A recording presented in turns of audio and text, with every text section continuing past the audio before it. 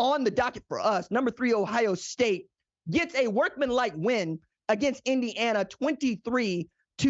Now, going into this game, all of our eyes were on Ohio State and its quarterback position. While Indiana's a Big Ten East team, they've been 6-18 over the last 2 years. So what we're really interested in is, does Kyle McCord or Devin Brown purport himself to be the starter in this game?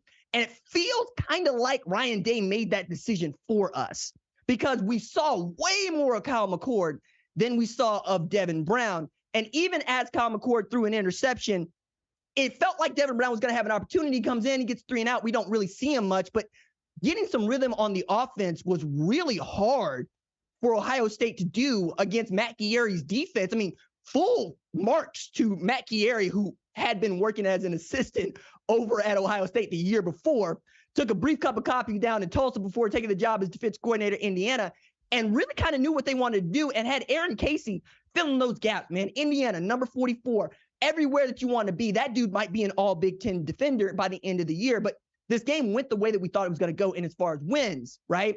We thought Ohio State was going to win. But does Ohio State look like the kind of team that can win a Big Ten championship? Not right now.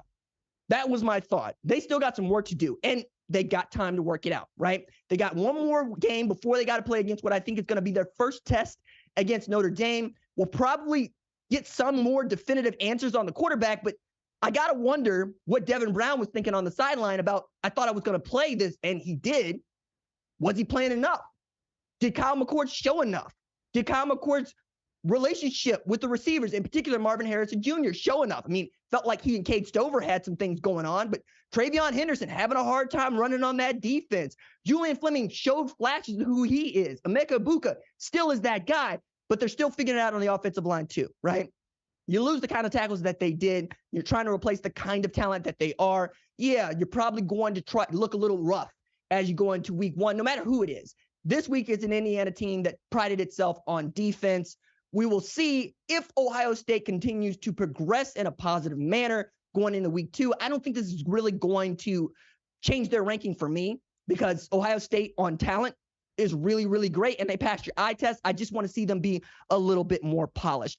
Another Big Ten East team that we are following very, very closely, number 2 Michigan beats East Carolina 30-3. What is significant about this game isn't just that J.J. McCarthy showed up in a free Harbaugh shirt, which is funny. I don't care who you are. I like seeing that. It's that they were able to get this win without Harbaugh and offensive coordinator Sharon Moore in the box or on the sideline, right? That means that the kids really do a great job of playing for each other. This is a lesson I learned from last year.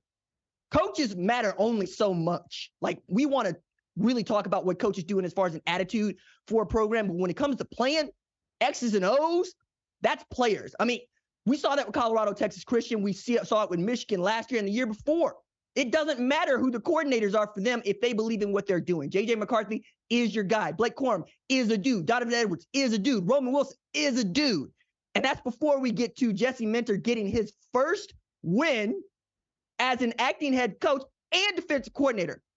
I can't think of many defensive coaches who call the plays as a head coach, but he succeeded in doing that in a win against a G5 opponent that is not an easy team to beat up on in East Carolina, as much as people want to believe that.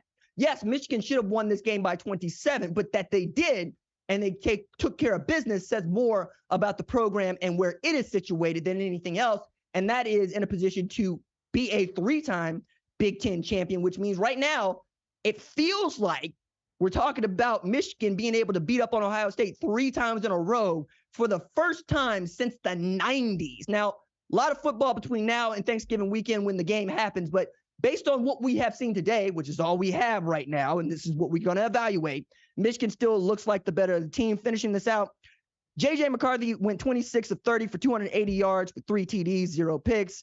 And Michigan opened in a train formation, putting fours in the air in honor of Jim Harbaugh. Hey, man, if nothing else, I will say this about Jim Harbaugh. His kids, his players absolutely love him.